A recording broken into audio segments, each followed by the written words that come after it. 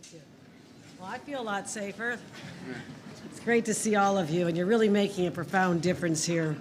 Always happy to be back riding our subway system. Nothing like it in the world. I want to thank Jano Lieber for leading an organization that has been down and out, and now it's back. And I'm so proud to say that we've achieved so much together over my last 3.5 years to empower the MTA to head on a path that they know is sustainable and delivers the highest quality service to the people we care the most about, and those are our commuters. Let's give a round of applause to Jano Lieber here today. Michael Kempner, our Chief of Security. Thank you, Michael, for finding every possible way we can to protect our commuters, our riders, our visitors. Superintendent Stephen James, thank you for responding whenever I need you.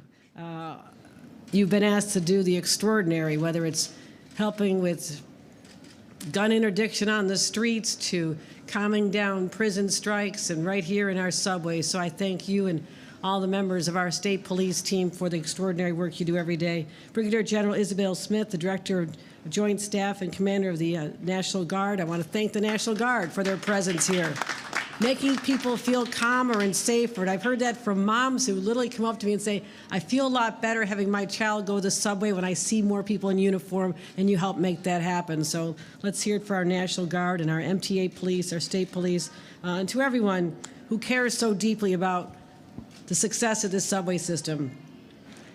It may be overstated, but this is the beating heart of this city. This is what sets us apart from all others. Getting people anywhere they want to go within minutes. It's extraordinary. And every day underneath these towering skyscrapers and our busy streets, millions of people for every walk of life come together. They head off to work, they head off to school, they visit families and friends, they go to doctor's appointments, and they experience all the wonder that this city has to offer. But I'll tell you this, when I first took office 3.5 years ago, this system faced a triple threat.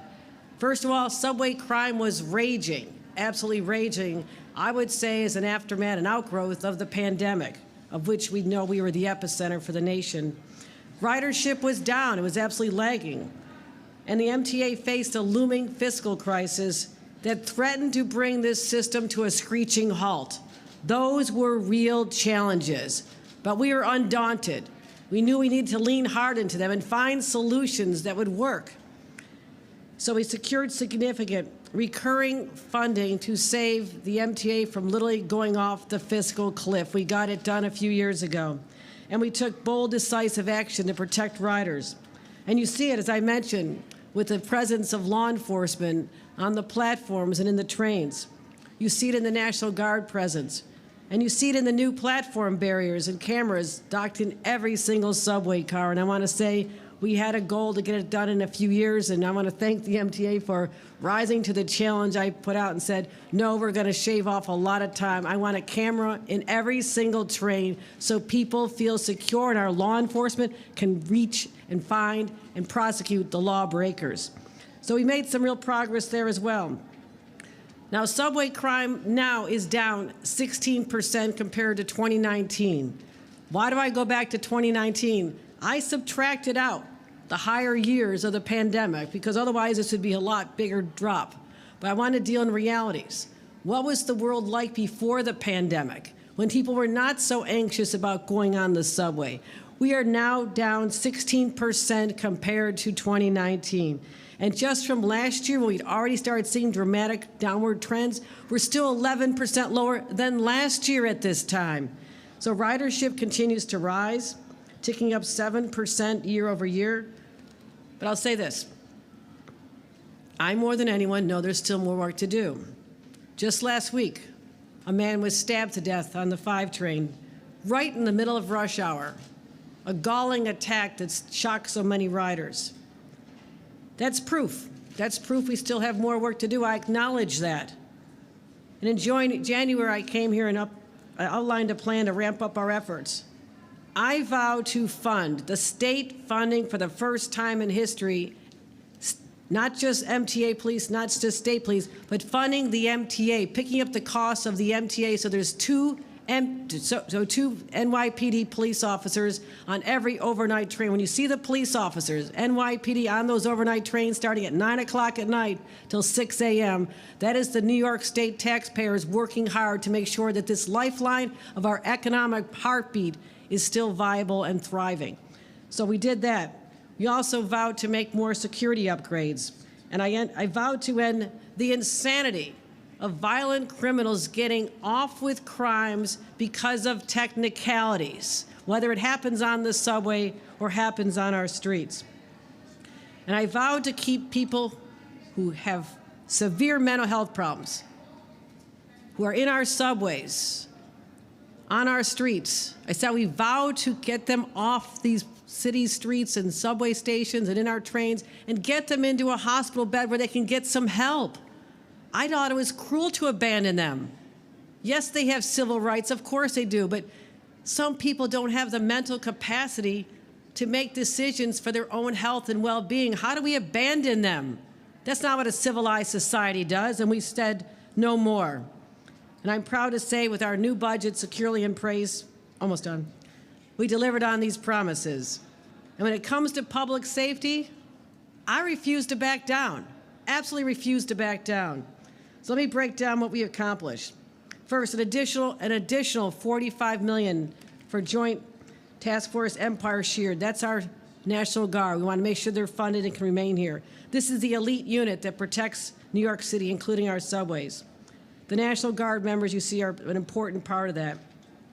$77 million in this year's budget to make sure we can continue funding those NYPD on the overnight trains.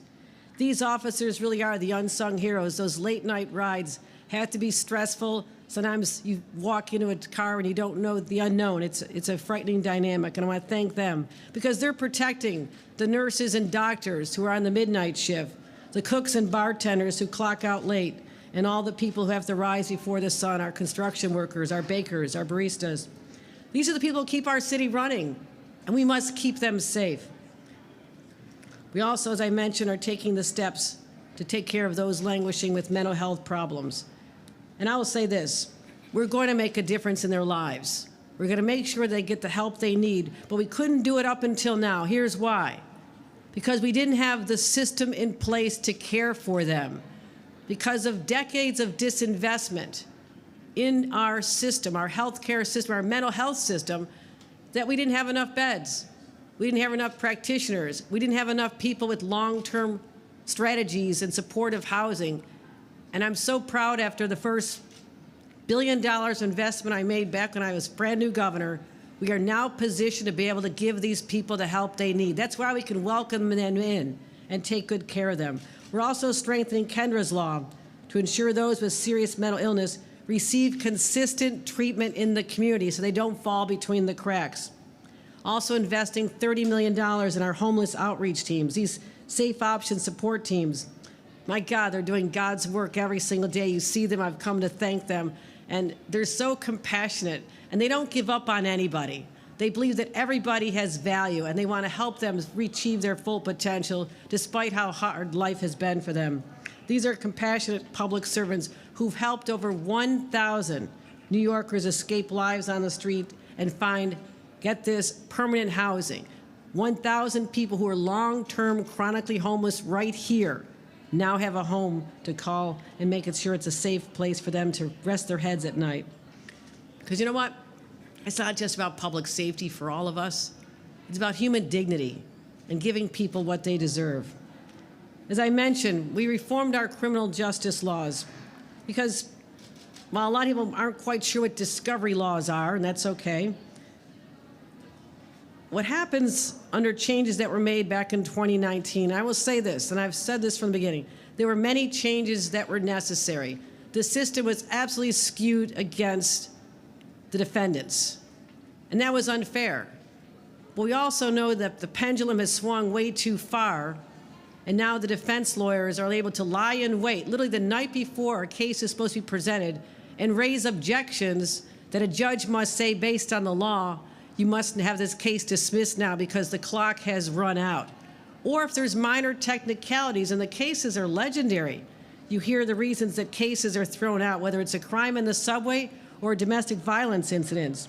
We want to make sure that people do not escape because of a senseless loophole that we have now fixed. That's how you start making people safer. That's how you hold people accountable. And if you wear a mask to hide your identity while you're committing a crime, you'll face an additional charge. That's important because we've seen in the subway people masking themselves, trying to evade the cameras that we put in place. But if you're hiding under a mask, how are our police supposed to identify you and make sure you don't hurt somebody else the next day? This is another force for ensuring that we have public safety. But also, here's the music to Jano's ears. We are fully funding the $68 billion capital plan.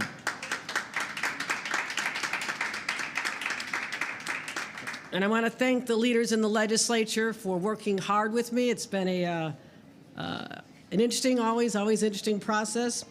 But we're also making sure through that we're also upgrading $1 billion more in crucial physical security upgrades. So what we're going to do, we'll have platform barriers at 100 additional stations, LED lighting, I want them brighter, I want people to see.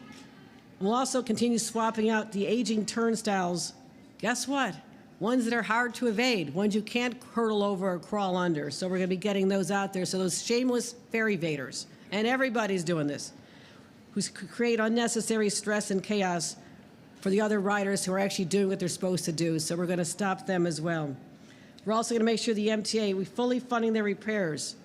And something that's near and dear to my heart since I proposed it a few years ago is to do the Interborough Express once and for all. The money is there because as much as we love Manhattan, people who are trying to go from Brooklyn to Queens should not have to make a stop here first.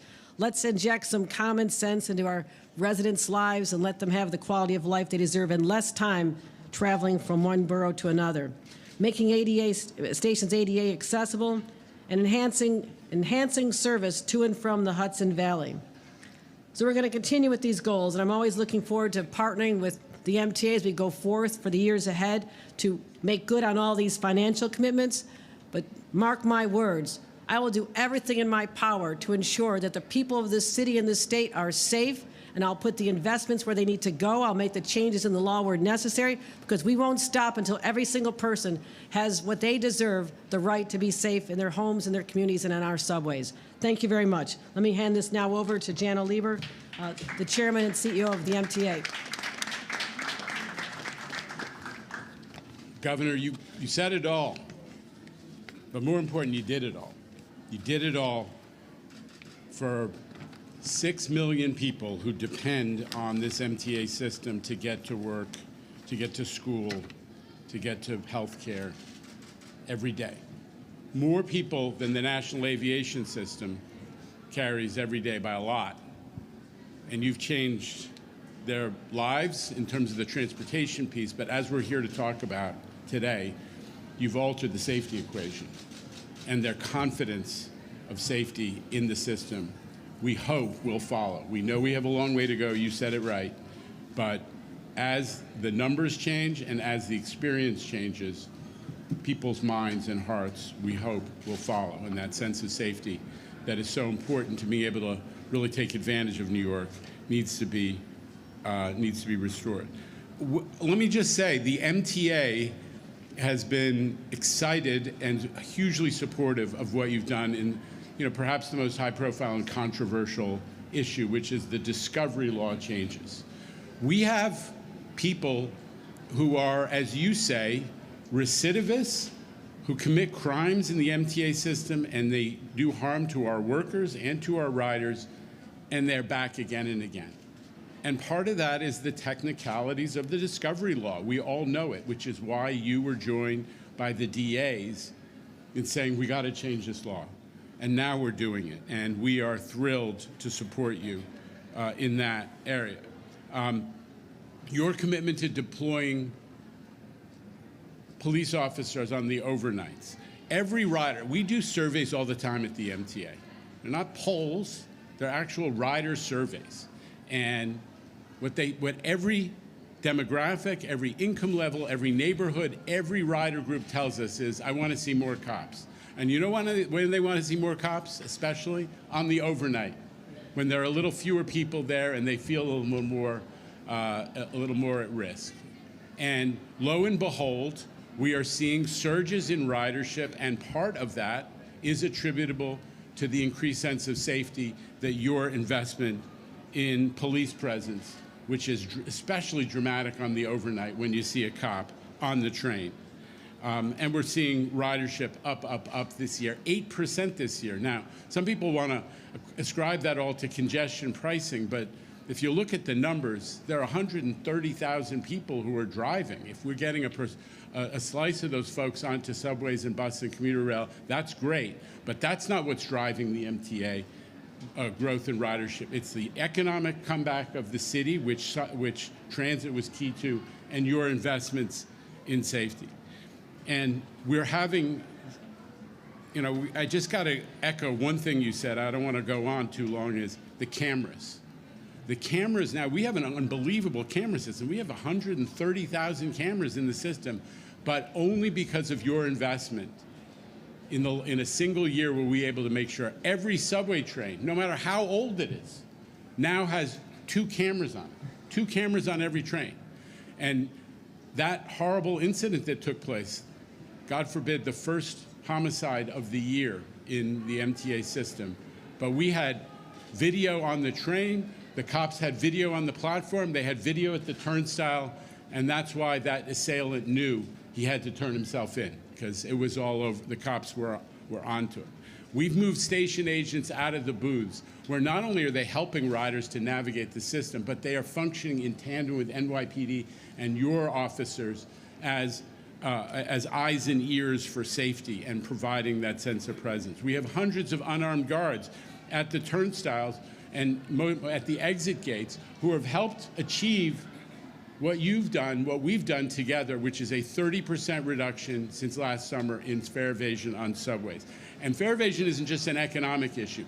That's a morale issue. That's at the gate, at the door to this system, you want to feel like it's safe and it is a place where people follow the rules and you have some confidence in it, and you helped us to accomplish this. And then you talked about the mental health component. That is the thing that is having a disproportionate impact on the rider's sense of safety in the system. It's not a secret. That population is having a disproportionate impact on the sense of safety and order in all of our public spaces, and they need to be helped and into treatment. And with your changes to the involuntary commitment law, we have confidence that that will change. So you talked about this, the results. The numbers are down 16% versus where we were before COVID. 30% fewer attacks on our employees, the public servants who are making the system operate. Now, we do have, you keep saying it exactly right, we have a ways to go to get New Yorkers' confidence in in the subway safety and in transit safety back. But boy, have we made strides, and boy, are we making strides. And I have to, tip of the hat to your leadership in this area and so many others. Thank you, Governor, and thank you on behalf of the riders.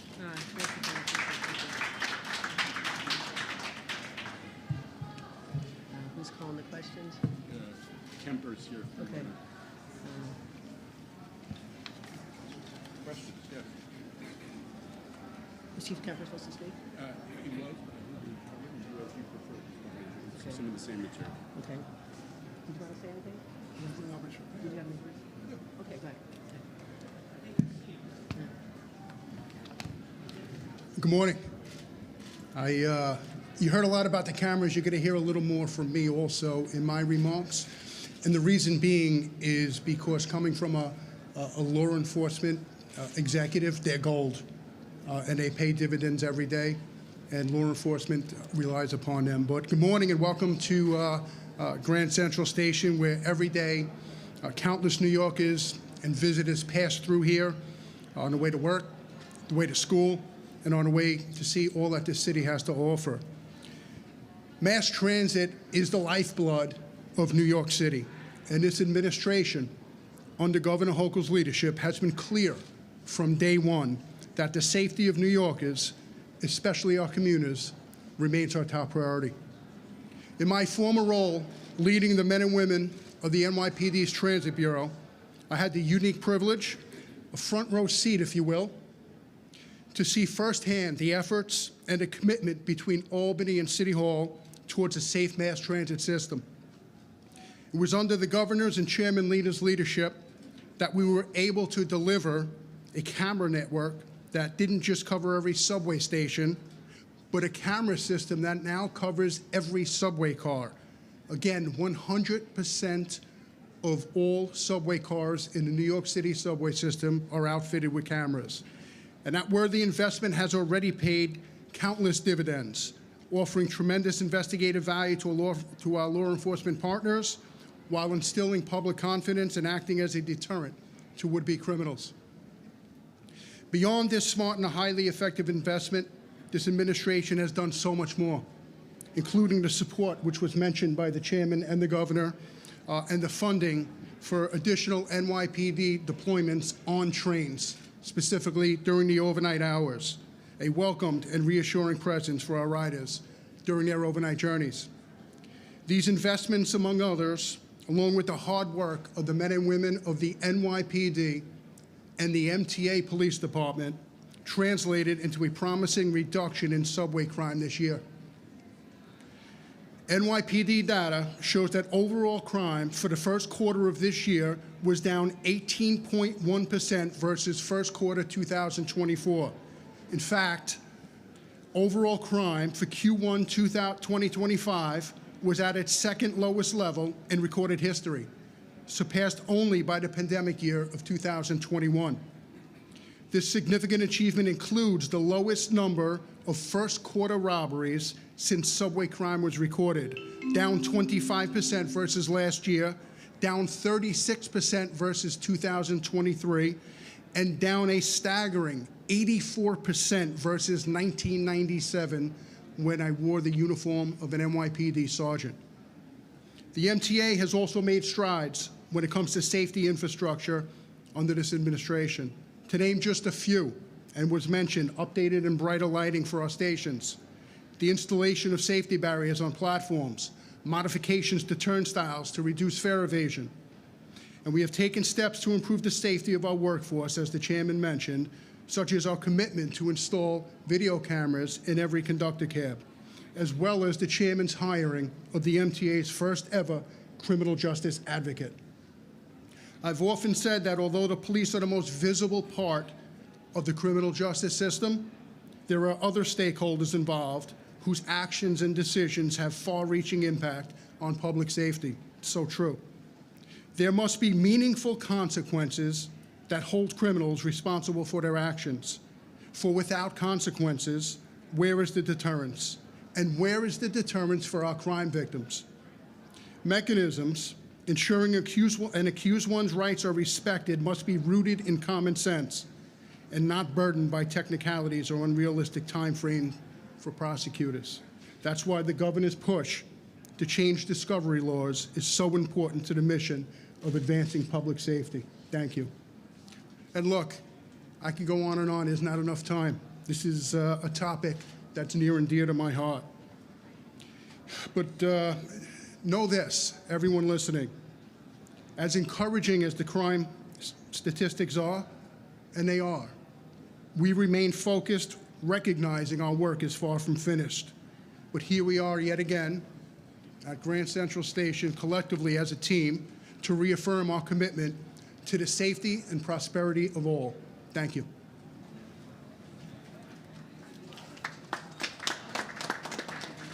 All right, questions. We're tight on time here. We're going to have one for those we can get to. Let's go to Marcia Kramer, CBS 2. Marcia. This is a question for both the governor and Jano, and it has to do with congestion pricing. As you know, the Federal Transportation Secretary has said that if the cameras aren't turned off by May 21st, he's going to cut funds to transportation for New York and for the MTA. What plans are you making about the contingency if he actually follows through with his threats? Let me address this in a couple of ways, and I'll let Jano wrap up.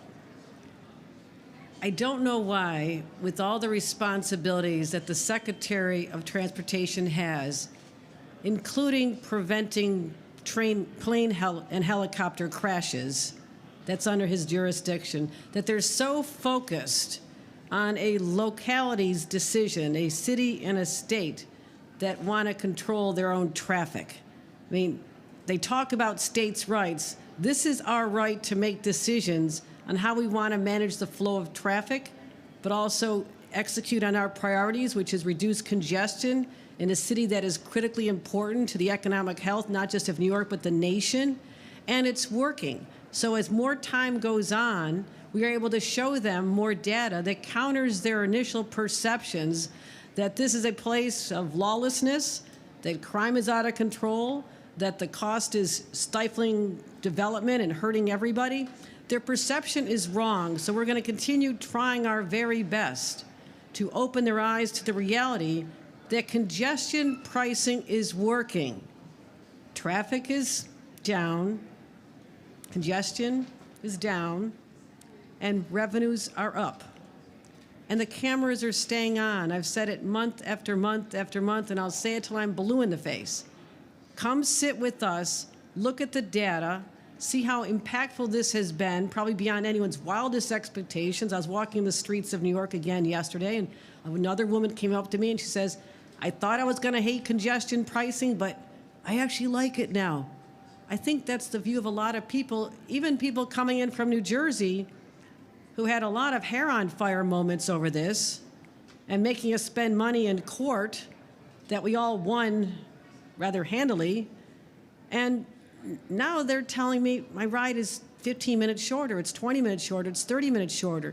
More people are coming in from the suburbs to go to Broadway and the restaurants because it's not such a hassle. The cab drivers and the Uber drivers who are deathly afraid of this said, wait a minute, I'm actually making more money because the lack of traffic means that I can get around faster and get more fares. So what I'm going to do, and be as patient as I can, is to continue to show the data, explain to them why this is working, and why they should really focus on other priorities that I would think that the United States Secretary of Transportation ought to be worrying about. Yeah. And Governor said it all. All I would add is, Marcia, we're confident that as a legal matter, they can't use coercive measures to resolve something that's in front of the courts. So let's let it be resolved by the courts. We're confident we're going to continue to win. As I say, we've won in every court east of the Mississippi, and let's let it be resolved that way rather than them trying to coerce something with threats about money and otherwise. They can't do that, and we're sure that the courts will back us up on that. All right, no, we got to move on. Next question is Stephanos Chen down there. We're going to win in court. We're going to win in court. The New York Times. Hi, Governor Hochul and Jano. Thank you for this. The question, Governor Hochul, is with the sorry, not here. Okay. The plan is fully funded, but there is the question of the $3 billion that the MTA is expected to put together through savings. There are a few options for that, but have you discussed with the MTA where that likely is to come from, is part one? And quickly, a second question is, in your address, you mentioned also that there's a potential to put mental health facilities in the subway and underground. Could you just elaborate on whether that is something you're going to pursue? Right. On the first question, we're not saying find $3 billion in savings. It turns out that $150 million in savings can be bonded and leveraged for $3 billion more in improvements. And I am very confident, under Jan Oliver's leadership, as we've had to do before, tighten the belts, find efficiency, and we're going to continue seeing more revenues come in as our fare evasion strategies are unfolded and in every station. So those are the areas where we feel confident they'll be able to do this as they've done before. It's a shared sacrifice. Everybody has to give here because the alternative is unfathomable, not to have a fully functioning, funded, efficient system to carry 6 million people a day. It's just not an option. Second part of the question? The question of whether or not you support putting mental health facilities in. No, these were just little welcome centers, as we have people who have been here for many, many years, in order to persuade them to leave. And these are not the ones that would be covered under our new law. Our new law is different. It covers people who already covered people who are in risk of doing harm to themselves or others. Automatically, they can be taken to a hospital and evaluated.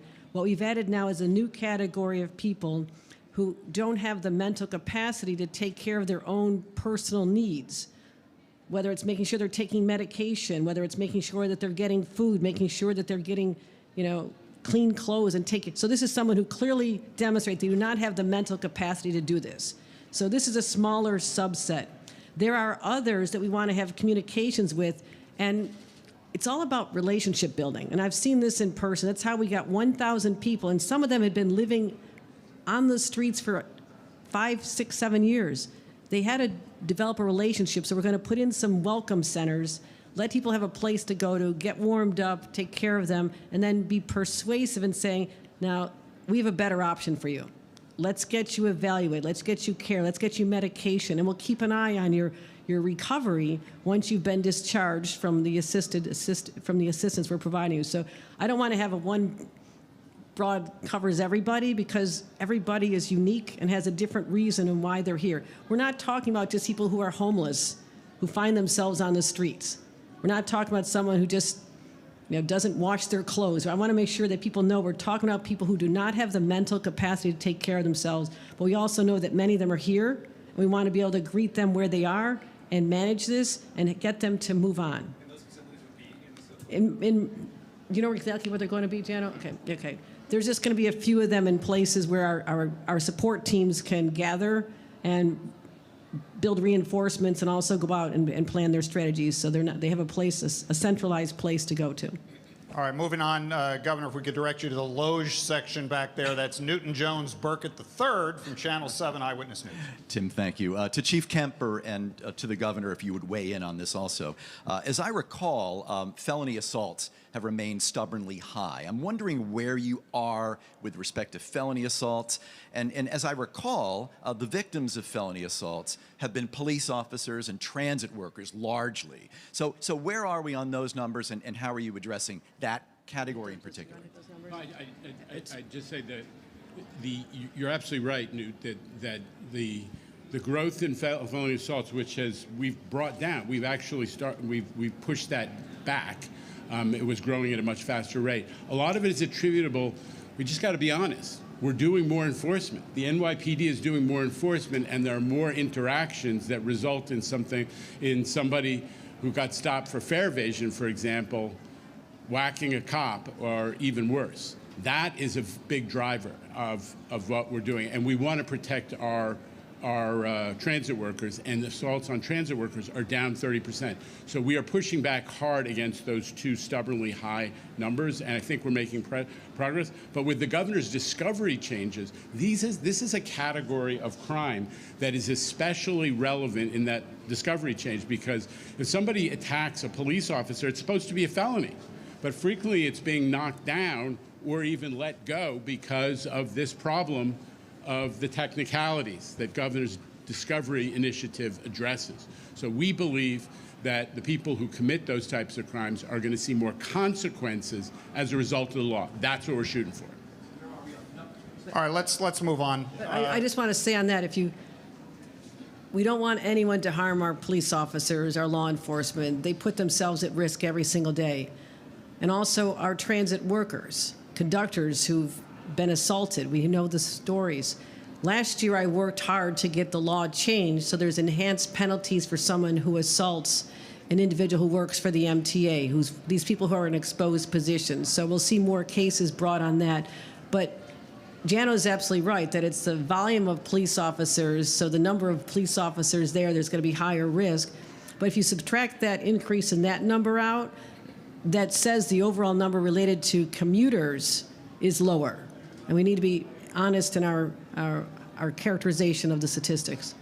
Yeah, we'll get you the number, Newt. I think it's about 30% of the assaults are against police officers. We'll get you the number. Bernadette Hogan is here in New York City from New York One. I sure am.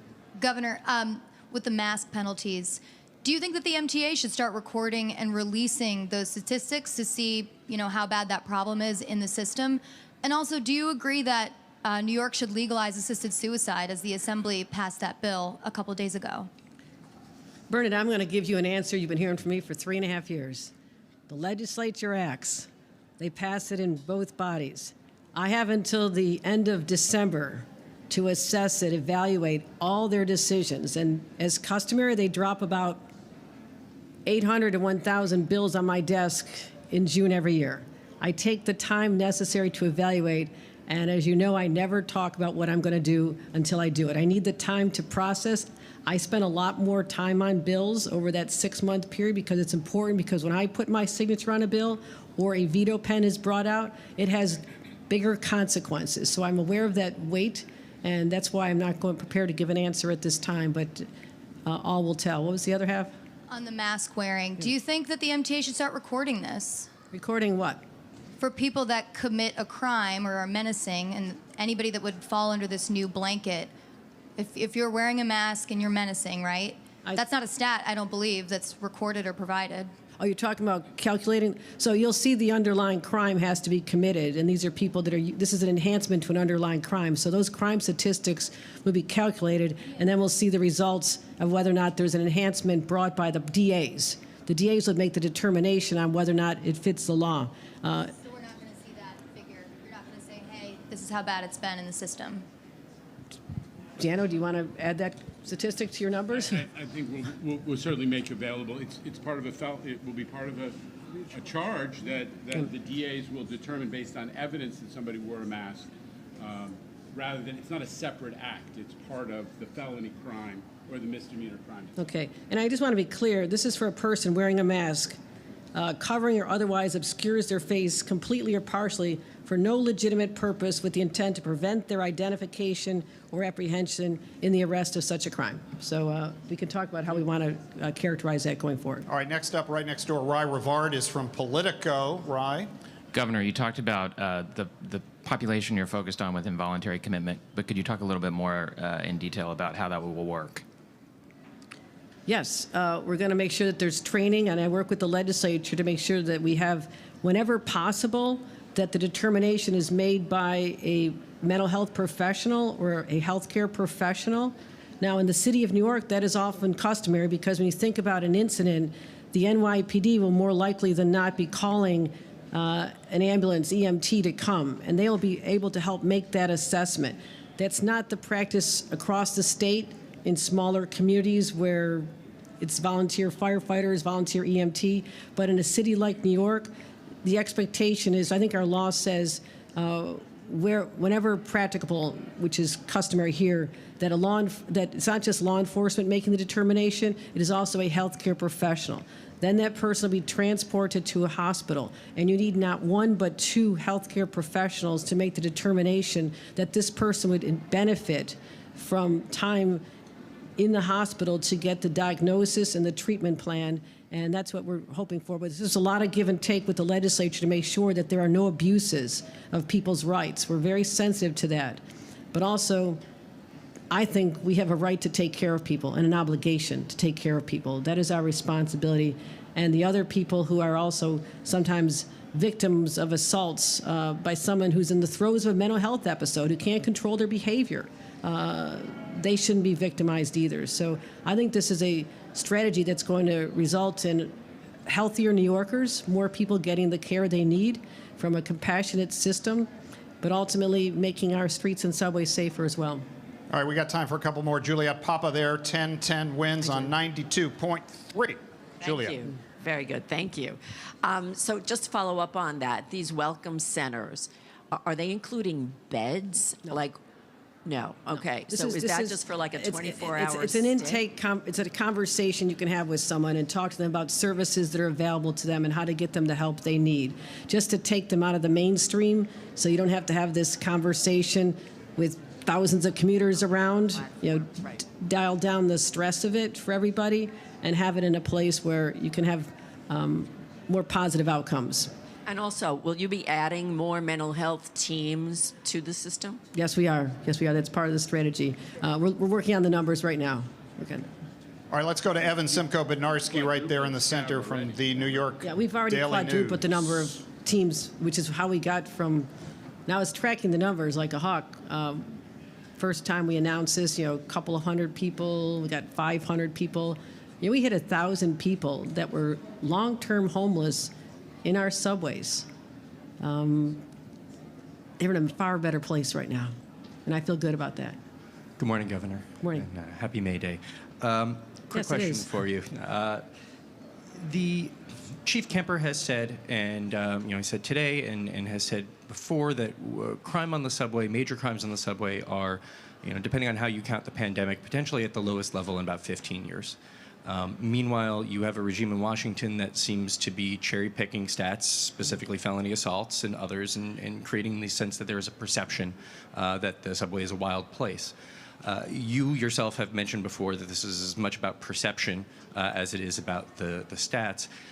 All due respect to the Guard, how does putting soldiers who don't have police powers downplay the idea that this is a wild place?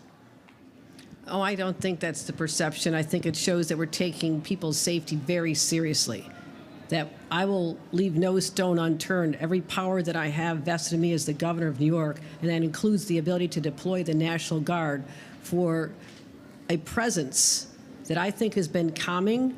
I think it's driving people's views, and you do all these customer surveys. People are feeling better than they had been before. And so to everyone who, and there were plenty who criticized putting the National Guard in, but also, our enhancement of having police officers on every train. I think, other than the law-breaking part of our population, they feel good about that. And that's from people, anecdotally. I don't like to say anecdotes because the press always says, let's go find that one person. I can't find that lady from the street yesterday, but I did get phone calls from people immediately afterward. People saying, I feel a lot better about my mom using the subway. It's a psychological change in how people feel when they see someone in a uniform. They feel they're going to be okay. And is that basic sense of security that I think every human being deserves, and they didn't have it for a long time. And not everybody has it right now. But I'm going to keep pursuing that objective. All right, we're going to Andrew Siff from WNBC with the great Justin Laub behind the camera today. Andrew. Quick point and then the question. The quick point is this funding only goes through June. Is that correct? Do you have the $77 million is this year's budget, so it goes through June 30th? Is that correct? We used money from last year's budget to cover the first half of the year. We'll continue to find the money. We had $77 million last year I had to take out of extraordinary unbudgeted. I said this time we're going to put it in the budget, but I think it's working. When I put money in for a program and I say it's working, I'll put it in. If I put money in a program and it's not working, I'm not wasting taxpayer dollars. Got it. So I wanted to share with you a message I got from a rider. This is someone who took the 6, transferred to the F. I was typing a letter for work. A homeless guy came into the car, was aggressively asking for money, which no one was offering to him. He stood over me, and I know better than to make eye contact. I kept typing my letter, but instead he yelled and spit on me. It was scary and disgusting, and I filed a report with the MTA. I know it will go nowhere, but I want them to know the homeless are getting more and more aggressive. She then sent a message to me, I'm not taking the subway after rush hour anymore. I just wonder what your reaction is. No, that's painful to hear because I don't want anyone to feel that sense of anxiety. That's what I've been fighting. And I have 6 million riders. And there are people who are causing these incidences that are creating this sense of vulnerability. It's real. I'm not dismissing that.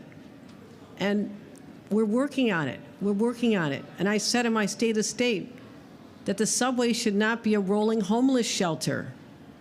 We're putting more money into all kinds of housing programs, supportive housing. But someone who has aggressive behavior, do they have an undiagnosed illness that we as a society, as a state, should be finding out and getting them medical treatment? Because that's not normal behavior. To walk up and threaten someone, is it someone who just does that because that's their nature to do that? They want to do that? Or do they have a mental health challenge that they can't control their anger that medication and treatment could help them with? That's what we're getting at here, at a very human level. Chief Shell, have anything to say on it?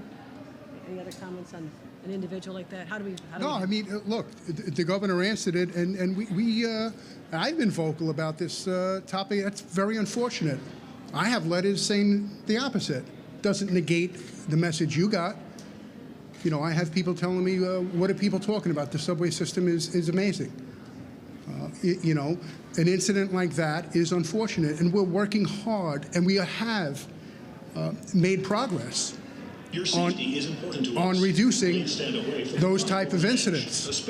And I've spoke about this in nauseam, and we're going to we're going to get even better with the funding and with the improvements that the governor and the chairman just spoke about. All right, Sam Liebman from New Andrew, York 1 as right you there. just heard from the voice of God. Passenger safety is important to us. That's the voice of God. Hey, Sam, right behind you. Thank you. So just back to the officers overnight. So there was $77 million in the budget. So you are going to continue to fund it past June, because initially you said for 6 months. So it's going to go past We're June. going to continue working with the City of New York. Obviously, this is an expense that is customarily on the budget for the mayor. They needed help. We said that this is an area where we think it needs to happen. We will provide the funding. The mayor of New York is doing his budgeting right now. So this is something we collaborate on. But my goal is to make sure that we keep the subway safe. This system is working. The crime is down on the overnights, which is where people are most vulnerable because there's fewer people on the trains. And these are people that are, again, they might be ending a night shift after, being a nurse all day long. They're exhausted. They're not paying attention. And this is their only way of getting around. So those are the people whose voices I hear in my head, and I want to take care of them. So I'll continue that funding and making sure that we have the resources, whether it's through the city or the state or combined. Just on the $3 billion that the MTA has to find cost savings, isn't it going to be a little bit harder this time around because of tariffs and inflation? Will they have to bond that? No, I don't think they're going to find $3 billion in savings in their operations. It is absolutely going to, this is part of the bonding strategy. When you look at how you're going to achieve $68 billion in a 5-year capital plan, bonding is critically important for that. But also, for our purposes, Hello, everyone. This is a reminder that it's against the law to smoke or drink alcohol. Don't do that either. And if you do, you could be fined, receive a civil penalty, or be asked to leave the premises. And thanks God. So we have something like $10 billion of rolling stock. Now, what is happening because of tariffs, a lot of that's made in the North Country. It's an economic engine for the people in the north part of our state, the northern part of our state. If the costs go up, how does our $10 billion, it may get us fewer trains. I mean, this is part of the collateral damage that we're only starting to calculate now as a result of the Trump tariff taxes. And that's all it is. So everything that the state touches, everything that the MTA touches, it is going to be more expensive for these manufacturers in our state to give us the rolling stock that we need to replace the antiquated trains that we have now. So these are some of the unpredictable measures, but we have to make sure we get this $68 billion done. The $150 million in savings, a lot I think can come from savings in fare evasion with our new technology, which I'm using money to make sure happens. That's part of the strategy, but it's an enormous budget without a doubt.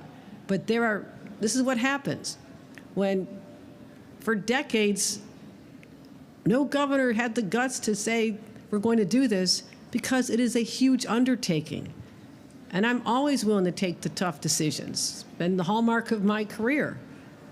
To say enough is enough, we have to invest the money now because otherwise the costs will be dramatically higher, or we could have this system crippled and the summer of hell still gives all of us nightmares, right? We're not going back to that time. All right, thanks everybody. Thank you so much. Thank you.